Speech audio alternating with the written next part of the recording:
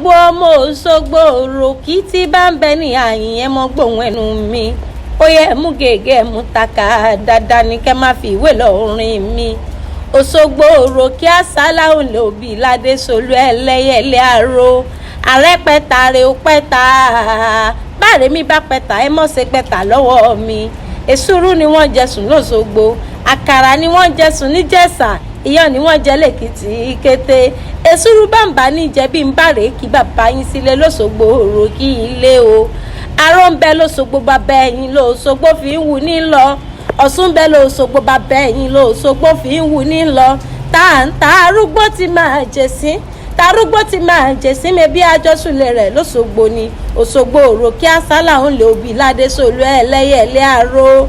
Bẹ́ẹ̀ jẹ́ ń fọyà l'Òṣogbo Oriki ilé ẹ̀dápọ̀n ẹ̀jẹ̀ ń fólóbì lọ́jà. Bẹ̀bá wa jẹ́ ń fólóbì lọ́jà ẹ̀dápọ̀n ẹ̀jẹ̀ ń fẹ́lẹ́mọ́nà lọ́jà bàbá ẹ̀yìn. Bẹ́ẹ̀ jẹ́ ń fọ́lọ́mọ́nà lọ́jà bàbá ẹ̀yìn ẹ̀dápọ̀n ẹ̀jẹ̀ ń fọ́sùn. Kèrèdí Ọ̀ṣun rèé dúró sí ẹ̀yìn làtùpà mẹ́rìndínlógún tó tàn káàkiri gbogbo Òṣogbo. Osogbo Oriki asálà òǹlẹ òbí ládé solú ẹlẹyẹlẹ àrò.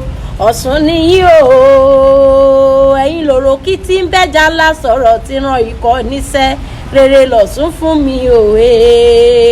Mo wá ní ẹnì sólóṣogbo ẹnì sólóṣogbo Osogbo Oriki ẹnì sólóṣogbo Agbeke Akewi lórúkọ tèmi ń jẹ́.